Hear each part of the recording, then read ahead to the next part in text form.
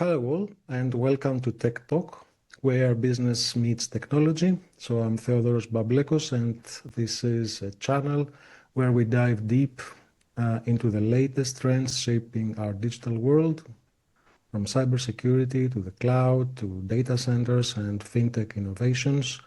We bring insights that matter to the leaders, professionals, and anyone passionate about how technology drives business forward. Today, our guest is Michael Peters. Michael is the CEO and founder of Lazarus Alliance.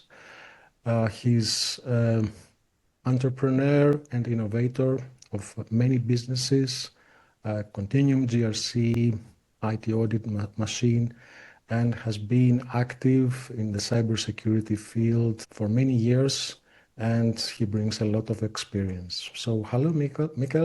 Thank you for being here. It's my pleasure, Theodoros. Thank you very much. So as we start our podcast, would you be able to tell a little bit the journey, how you found Lazarus Alliance and what was the need and reason behind founding this company? Certainly. It really began with basically a career path that started in, sort of general purpose technology, but, with a technological background. I was involved with infrastructure, servers, other networking technology and applications. And some of my earliest experiences, just my natural curiosity, what makes this machine work? What happens if I manipulate the software? What happens if I manipulate hardware? These days, we refer to that as hacking. But in my formative years, it was really, part of natural curiosity. I also, at that time, was working at the university on a degree program in electrical engineering. And so, the technical aspects of computer networks and computing platforms, it was something that was very appealing, and I had an interest in.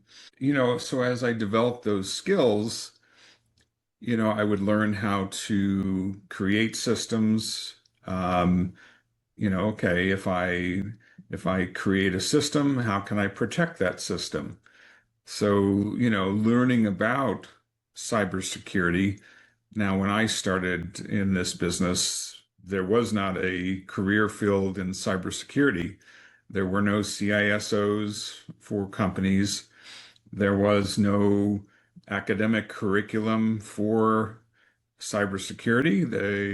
They only had curriculum available for IT management and programming. So I did take some programming courses back then. And anyways, so I essentially just learned by doing and experimentation, because that was really all that was available, and I didn't have mentors, to speak of. So this discovery learning, that was a big part of my earlier years. So as I got better at that, and then essentially industry started to recognize that cybersecurity was an important thing, that's when, more information was available. That's when curriculum started to be developed and certifications started to be available. So this evolution of this industry, I was there from the early days, and I really found what I refer to as the proactive side of cybersecurity, meaning find problems before they become problems, right? That was where I wanted to focus my efforts on. And so in doing that involve the analysis of systems. So that's audit, that's compliance assessments, cybersecurity assessments, these evaluations of applications, of technology, of networks, and the ecosystem, including the humans. If you want to include human hacking or social engineering in that, which is very important. Those disciplines, that's the direction that I decided to go in. And in doing that, being sort of an entrepreneurial thinking person, how can I create a career out of this? How can I create an offering that people, businesses in the world would find valuable? And, just building a business, that's one thing to do. So go ahead. Exactly. Yeah, exactly. So one of the key areas I read also from your website and your profile is exactly as you are describing. Behind your work is proactive security, exactly as you mentioned. So Mhm. when we're discussing about this topic, proactive security, and you mentioned applications, I guess hardware, right? So networking Right. equipment, maybe firewalls, might be information exchange gateways in any form, proxy devices, web application firewalls, any kind of devices, including people. So how do you go about that? So when people or your customers, I guess, invite you, you do the assessments for them, you help auditors do the assessments. So what would be your role and how would you go about to do that? So what would be the typical checklist of such an assessment from your side? So in the early days of the company, I would be very much involved directly with the customer, directly with with tools and testing and doing the work. That's what you do when you start a company. It's just you in the beginning. So Absolutely. that's how this started. Now, flash forward 25 years. Now I spend more of my time, engaged in business development and, the sales and the marketing of the business, the management Sure. of teams of Yeah, auditors. yeah, yeah. Sure. This is yeah, this is expected, and that is also um, activities that would be from a founder or us from Hmm. business development. But as a company activity, when the company will engage in the proactive security processes, so how would your company actually tackle this? What would be the checklist in your process or the steps in your process to safeguard or to actually deliver the service that you were asked to deliver? So would you be able to say a little bit about that? Oh, certainly. So part of the answer lies in the industries that our customers are in.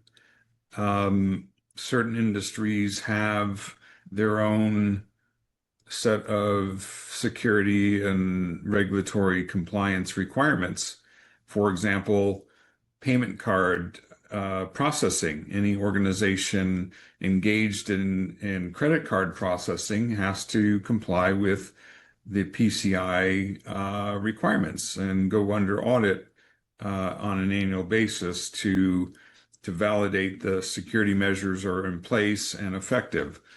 Other businesses are affected more by legal regulatory environments.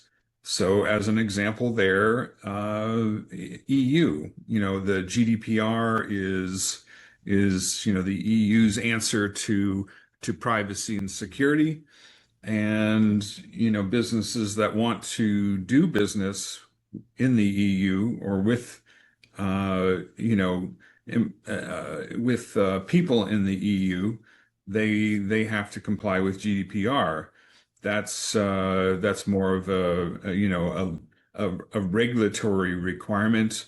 So again, it depends on is it a regulatory? Is it an industry driver? But there's a multitude of frameworks that are purpose purpose written for these requirements. Now, there are also more generic frameworks. As an example, you could take, let's say, the ISO 27001, good international, globally recognized certification. The framework is developed by an independent, by the ISO organization themselves. They don't regulate certification bodies. They don't, control the industry. They just write the standard, and then the industry has taken that and then created an ISO certification system around that. So certain organizations like mine are accredited to perform a variety of ISO audits for our customers depending on their needs. So like a general purpose security certification would be something like the ISO 27001. Yep. Something that, well, all the rage right now is AI. So, the ISO 42001 is the ISO's answer for artificial intelligence. So, organizations can use these frameworks to come up with methods and policies and processes to, maintain conformity to those standard requirements. And then third-party assessment bodies like Lazarus Alliance, my company, will do the independent evaluation of that organization's conformity to those standards. And then if they are satisfactory, we issue certifications. Those certifications, of course, those organizations can offer, publicly offer as recognition of their dedication to those frameworks. So it's a good business value as well. So in this business model, your company is on the side of the auditor, right? So you will be the auditor of other companies, and if they comply if they fulfill the security criteria or the security posture that is mandated by the framework, then you will assign them the certification, right? So I guess your company has a kind of right to do so. So it is affiliated with ISO, for example, or NIST, or HIPAA, or PCI. So you have these affiliations, and you can deliver the certificates on their behalf, right? That's correct. So that is really interesting. So how challenging is this business? I don't think it's so easy to start such a business, to be auditor for security frameworks, right? What has been your experience so far? Has it been something fast moving or steady moving? Or maybe because today the threat landscape is increasing all the time, there's more need for more businesses to become security certified. Well, I would tell you that the need for security, just in general, is pretty universal.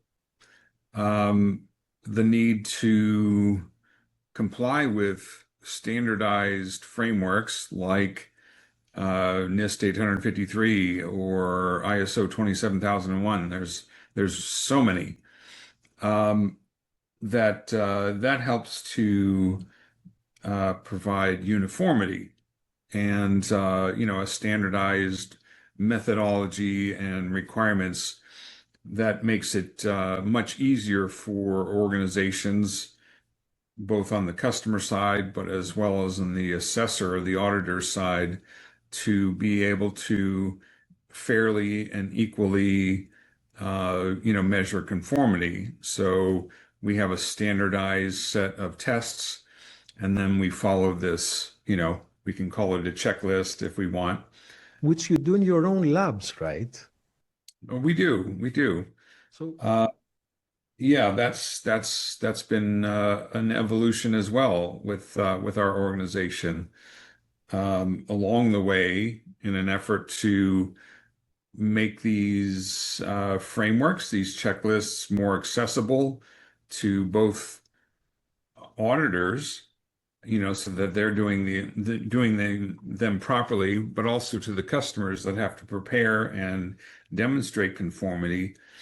I was looking for a better way of administering that process, reducing a lot of manual labor and reducing a lot of the complexity, which leads to errors and omissions and things that are not good. I started the Continuum GRC company, and exactly. Yeah. yeah, so that software as a service platform, it presents to the customer these frameworks, whichever one they're interested in. It helps them to develop their conformity responses, their control implementation statements, and it helps them complete, the requisite documentation, about their particular ecosystem, their technology, their people and processes and policies, and the entire ecosystem that gets examined by auditors. It helps them prepare for that. And the system will evaluate evidence. It will evaluate, their responses, and using AI, which is kind of a new aspect of the platform. It will help evaluate that and, produce gap analysis and feedback and ways for them to improve. So it, helps our customers continually improve and perfect their systems in place.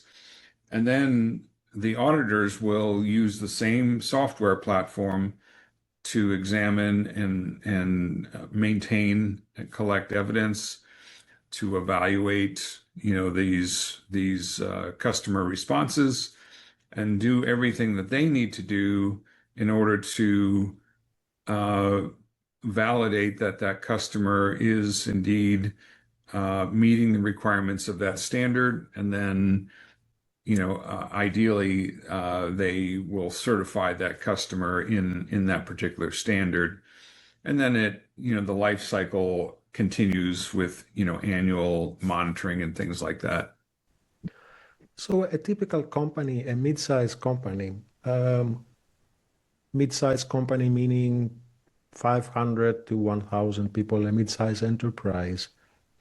Let's take an example. If this enterprise would like to certify for ISO 27001 with traditional tools, all effort will be in-house from people inside the company. They will prepare documentations, controls, everything that the auditor will need to see in order to provide the certification. To the best of your experience, how much effort would they have to spend? That will be one side of the question. And the other side of the question, if someone would use Continuum GRC, how much of that effort would they save? How, not Mhm. also in man hours, let's say we had to spend 10 people for 3 months and the subsequent cost, but also time-wise, how faster would that be? Would you be able to compare, for example, the two? I just gave an example for ISO 27001. If you have a better example for another certification, it's also valid. Sure, I can speak to several of the standards. Now the ISO 27001, I would certainly consider to be one of the um, easier standards to achieve certification in. The opposite end of the spectrum, um, programs such as NIST 853 or FedRAMP, as an example, those are significantly more onerous. As an example, um, for let's say the ISO 27001, a customer will spend, about maybe 50 hours doing technical writing, documenting their control environment. Um, Now that's all manual work.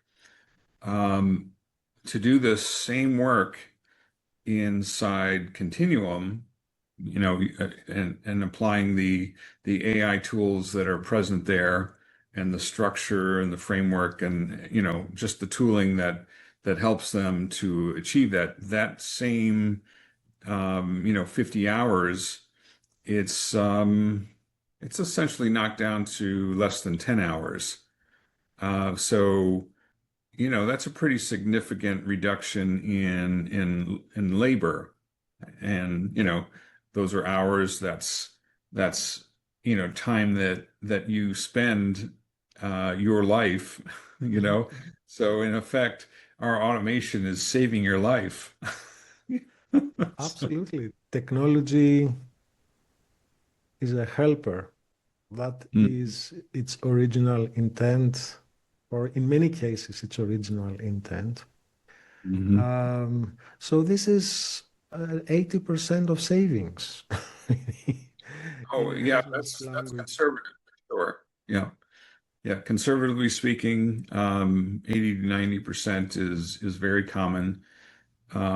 And that's true for the assessment clients, the companies that are working through these programs. So that's true on their side.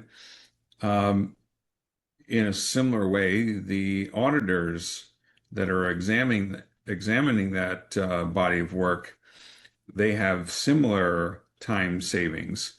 And that, for example, our system, when evidence is attached to that control requirement, the AI will examine the evidence. It will compare it to the requirements objectives, and everything that the customer has, supplied and put into the system, and it produces what is referred to as a quality score. So there is a risk score associated with that body of evidence after the examination of the entire work, and it will evaluate how close to compliant it is with the requirements. So if the evidence is of good quality, that it substantially meets the requirements of the standard, it produces a system indication that it is of good quality. It's low risk. Mhm. Now, this doesn't mean that the assessors can just blindly accept, what the technology does for them. Um, but it does give a preview for, assisting in their review. And a lot of times, one of the problems with, one of the challenges with human assessors is that they get tired, they get bored. Sometimes they get lazy. I mean, that's true. So when you're an auditor looking through, looking for the needles in the haystack, AI is helping you find those needles within minutes versus the hours that you would normally spend, yourself. So it is quite interesting. One of the aspects of AI in this application is that my system knows all of the laws, 100% of the standard. That's really interesting. So you have trained it with documentation from all the frameworks. Right, right. So it knows, absolutely every aspect of those standards, of those laws, the regulations, and it knows the framework. So, a human auditor, they may be, quite experienced, but chances are, and especially one person, will not necessarily know what another person, another auditor knows. So, you have this uneven distribution of expertise, which is just a natural part of being human, right? But the AI, it's even, across, regardless of what customer, regardless of what time of day, what holiday, whatever, Yeah, it produces the exact same results using the entire body of information. So it's it's more of an expert than the human experts are, and it evaluates the body of work in minutes versus hours or days or months. So it's remarkably faster at the analysis. So having real-time evaluations, more frequent evaluations, that's a true benefit to these organizations.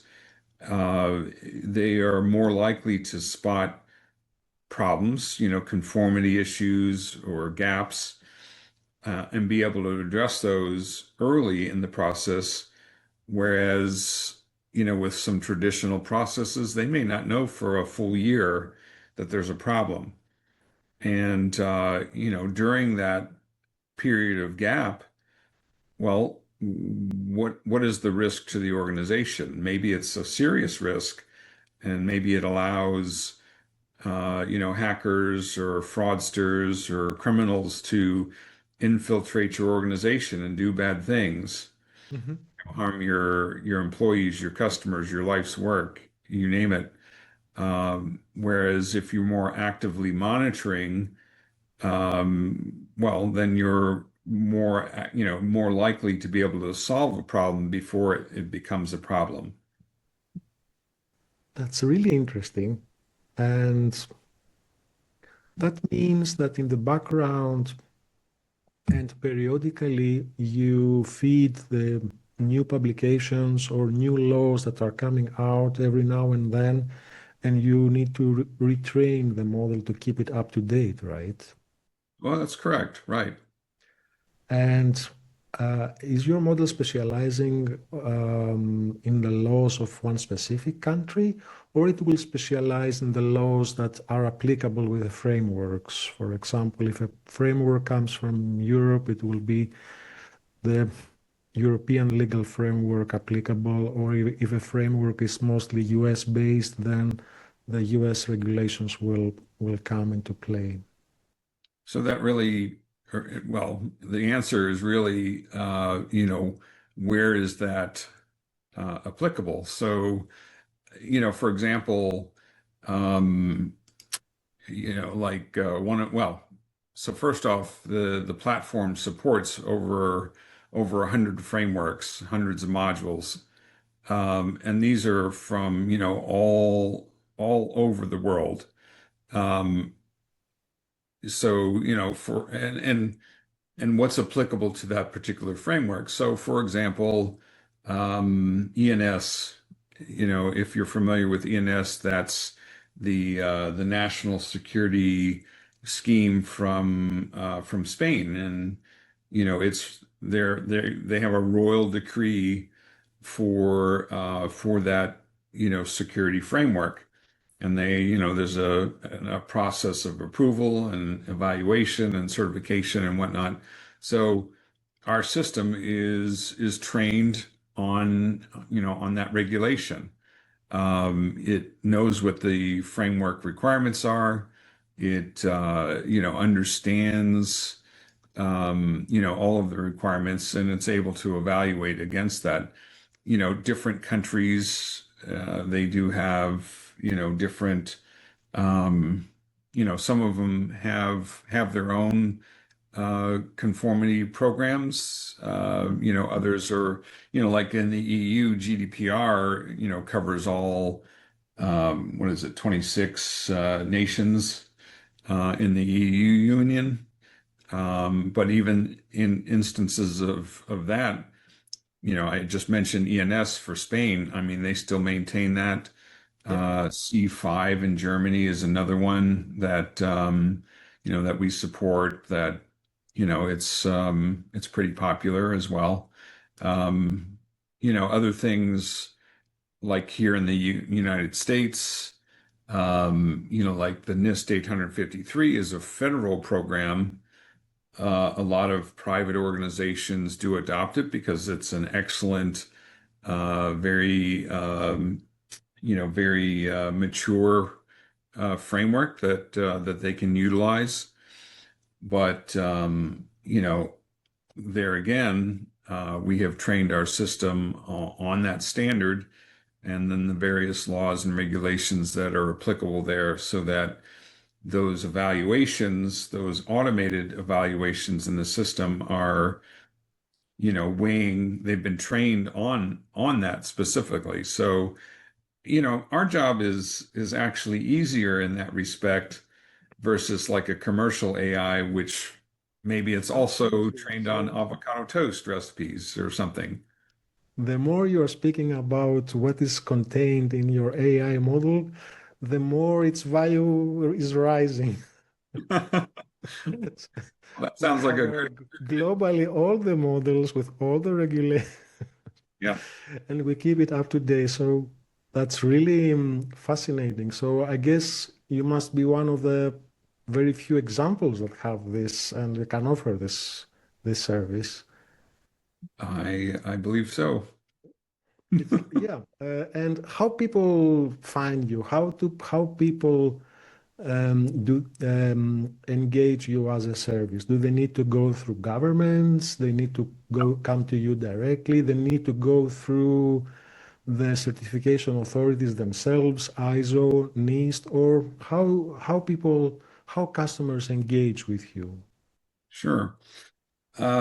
So there's a couple of answers there for you. So from a Continuum GRC standpoint, that's really going directly to us through like our website as an example, contacting us there. Um, on the Lazarus Alliance side of things, again, you can go directly to us. But some of the agencies, regulatory agencies, also have us listed as authorized, accredited,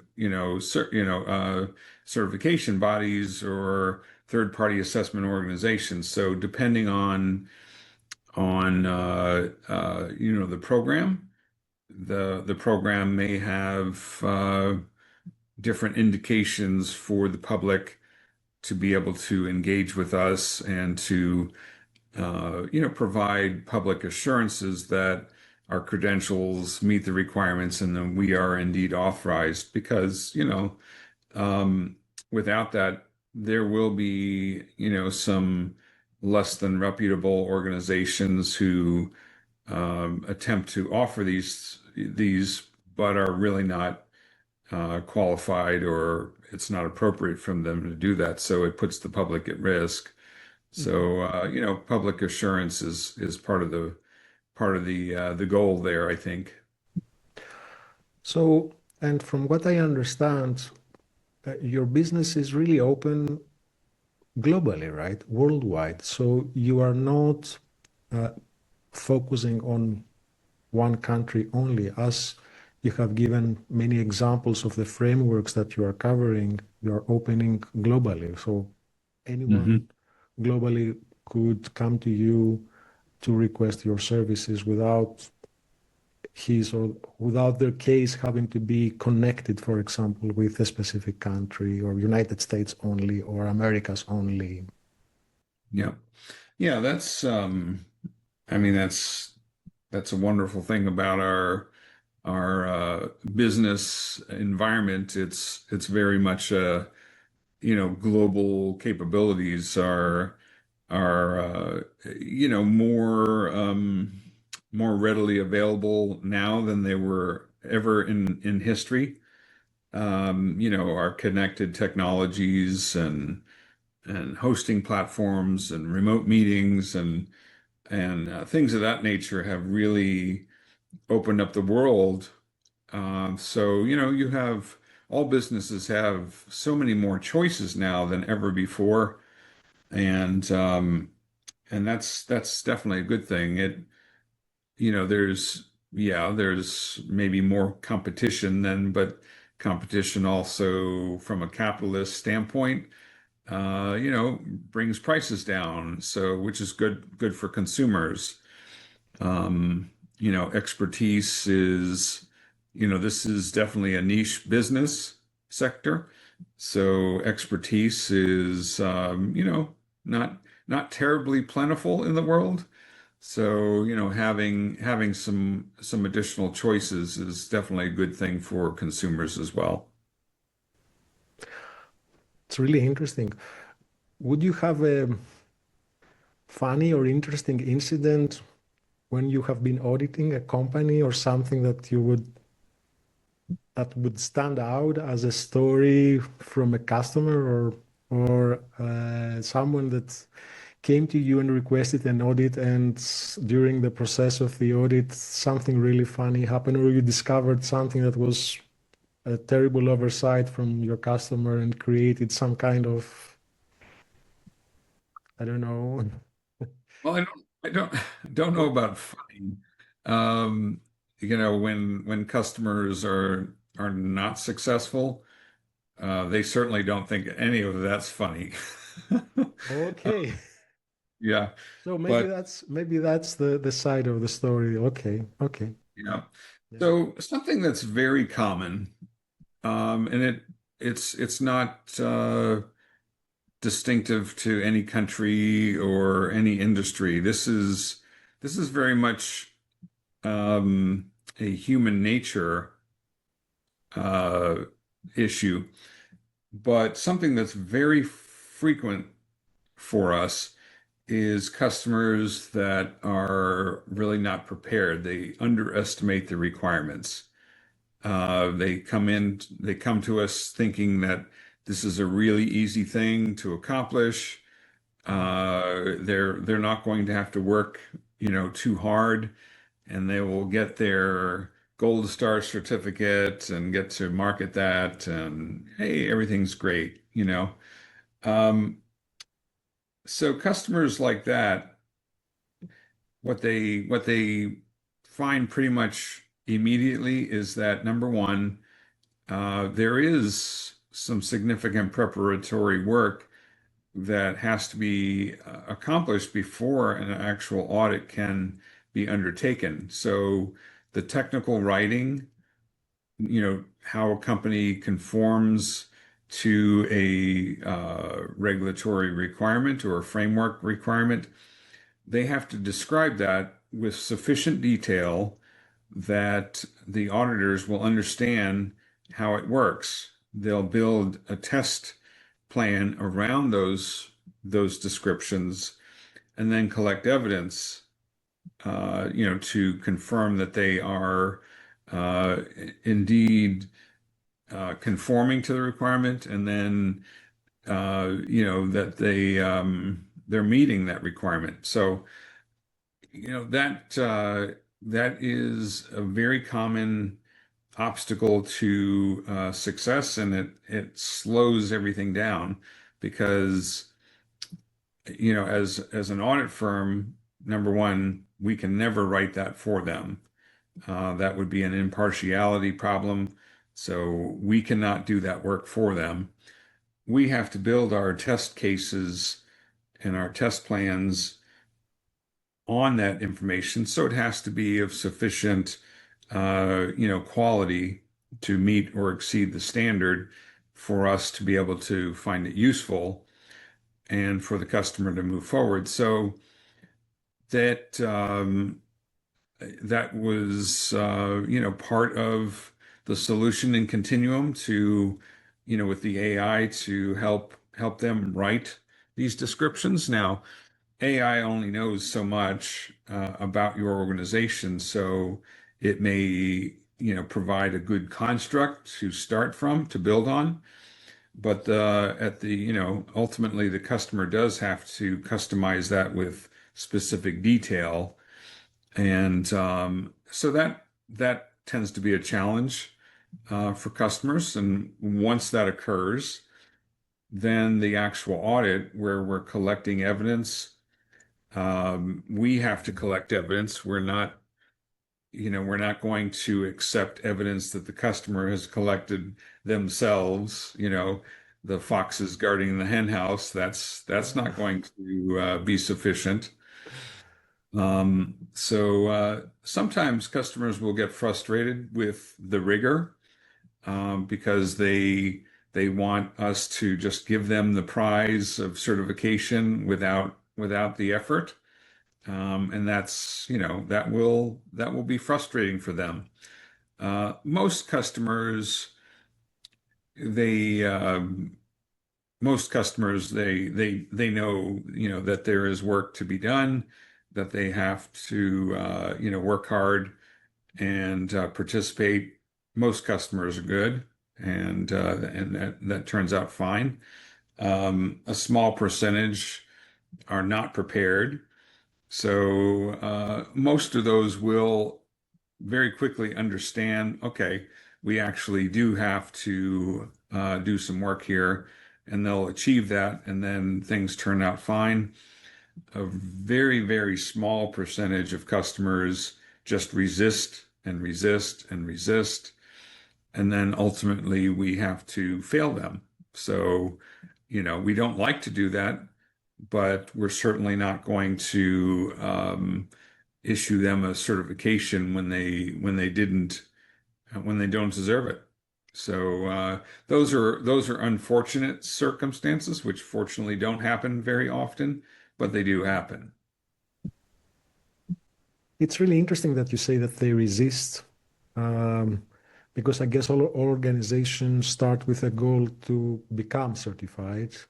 But Mhm. then as the process unfolds, there may be some requirements or some additional effort required from them that they may not be willing to put at that time, I guess. So this is the resistance from.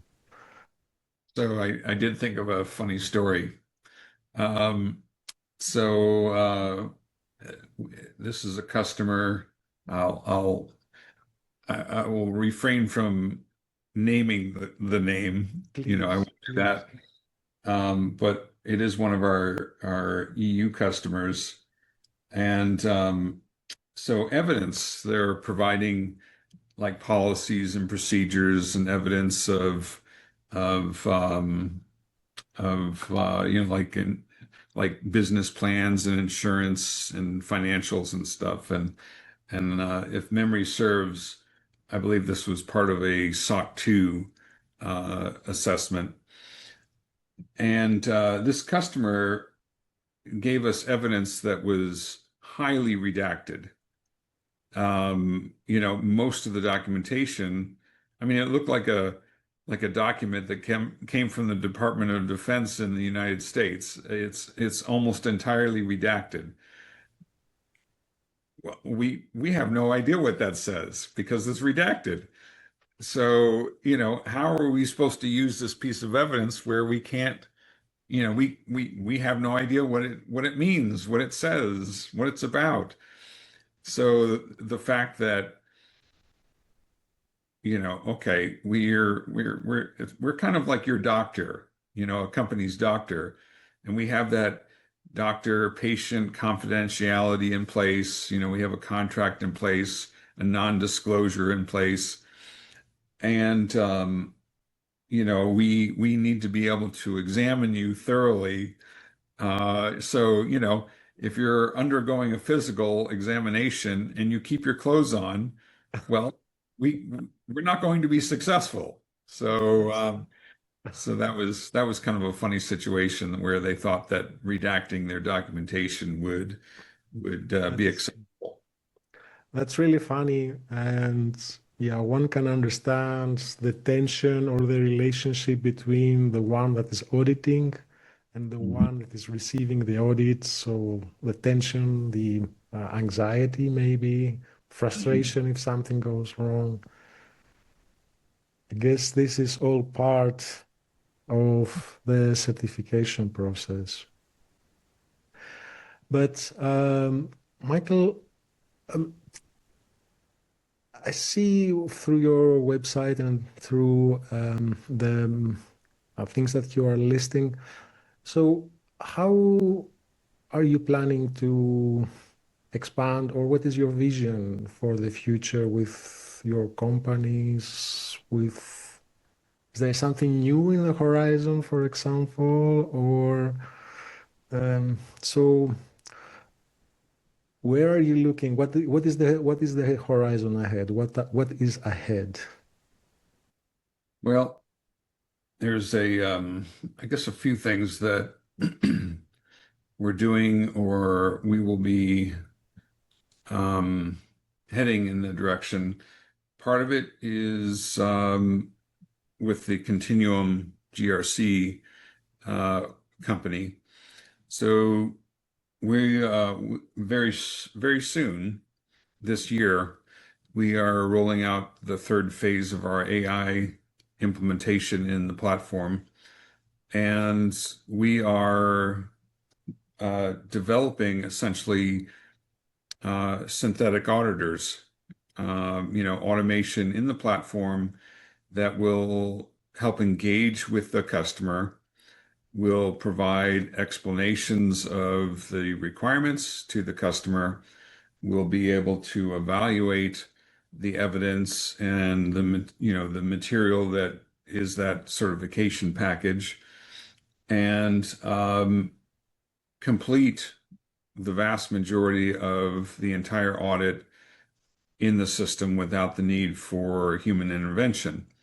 So, some of the significant benefits, where my auditors, they maybe they live on the Eastern time zone, or the Western time zone or something, and customers are, maybe they're in Greece or Spain or somewhere else in the world. So you have time zone differences sometimes that can be challenging for people. The synthetic auditors have no time zones to worry about.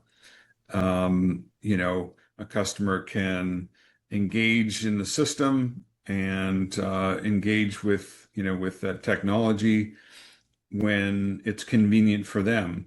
And it's not, they don't have to worry about when it's convenient for everybody, you know. So that'll be a definite benefit. You can also go for as long as you care to go. So if you have a few minutes to spare, well, then you can engage with the system to move your program forward. Maybe you have a lot of time some afternoon, so you want to spend several hours doing this.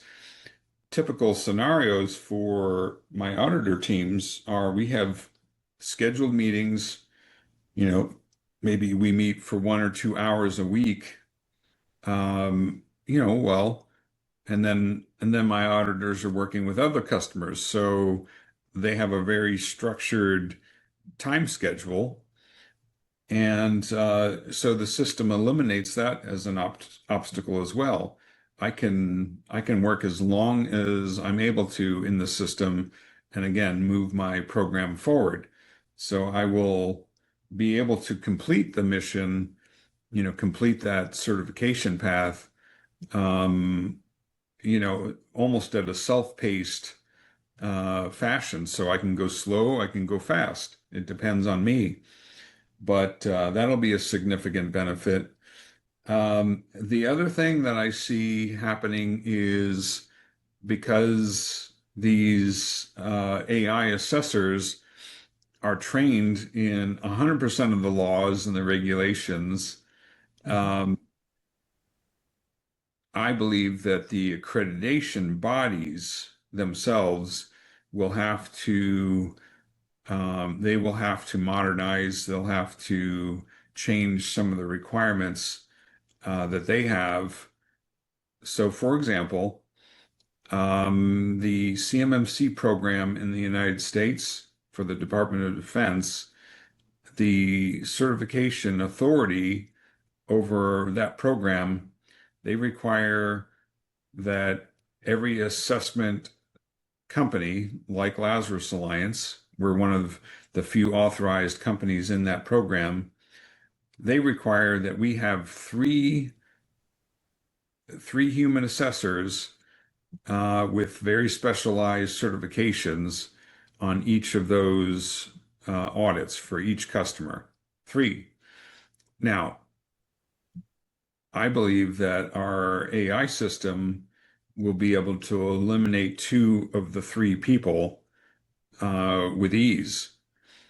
And so, why do we need to have that expense when my synthetic auditor will know the standard better than any human will be able to perform these evaluations without bias, fairly, evenly every time, do it quickly, and that will help to reduce the costs to the program participants, both my customers, because these employees are very expensive resources. There's training and salaries and things like that with having employees. So they're very expensive resources. Well, those expenses do get passed over to the customer. So by disrupting that industry, we will be able to reduce the costs, reduce the complexity, improve the outcomes, and just modernize this whole approach, the traditional approach, where you have these human assessors with wide-ranging skill sets and credentials, attitudes, dispositions, whatever, and just dramatically improve this process for everyone. It definitely goes into this direction, towards this direction, and then it will be up to the accreditation bodies to accept a synthetic auditor as a trusted entity, so or not, because I a person, imagine, yeah, a person will be always a person in a sense of yeah. accountability. If something happens, you will have the person as accountable. Hmm? Um, with a machine, the accountability part, you can, I guess, you can assign it or you can move it to the companies or the people that created the synthetic Mhm. auditor, right? To the software developers or to the company that created the synthetic auditor themselves. So this creates a big discussion. But it's a new challenge. Absolutely, because you are mentioning only one example here, a synthetic auditor in a security audit. But we can take this example and place it in many other areas of life and many other uh, areas. Yeah, it Yeah. can be a legal advisor, for example. Hmm. That's a great application. Yeah, it can be health coach. something Hmm. like a fitness coach, or it can even be like a psychologist or something that's, you know, so we can, or a foreign language teacher Hmm. or a music teacher, meaning not to practice an instrument or play an instrument, but at least convey the theory.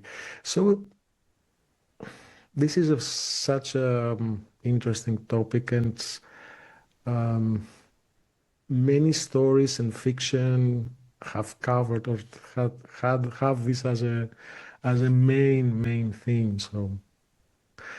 So absolutely, I understand what you want to say. So the vision is to use more and more AI in this type of functions to accomplish everyday, or in this case, specialized activities. That'll enable us to uh, utilize our human resources.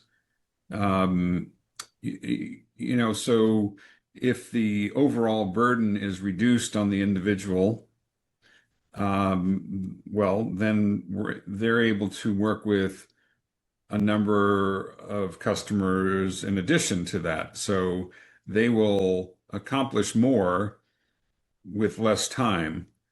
Um, Now, I mean, you can draw your own conclusions, I suppose. Well, maybe I don't need as many auditors anymore. So, maybe that causes a reduction in forces. Or maybe it enables my organization to have the same number of people, but now they are servicing far more customers. So, they're just they're expanding, but they're not working harder. They're working smarter. So, Really interesting, yeah. So the way of operation is changing, and the service that the people actually are delivering, it has become of even higher value because they are the ones that will orchestrate the whole processes for many customers. So mhm. it's really interesting. We feel a little bit like we are in a kind of a shuttle looking into the future. Indeed. Um, Michael, thank you very much for our discussion. It was really a pleasure um, sharing your insights and uh, the landscape in the world of IT certifications, both from the auditor part, but also from the customer part. I wish success. I don't know if you want to add something last on from your end. No, nothing fancy. I had a lot of fun. I appreciate the invitation, Theodoros, and wish you much success. Thank you very much. And thank you everyone for watching and listening. And until our next episode, thank you all.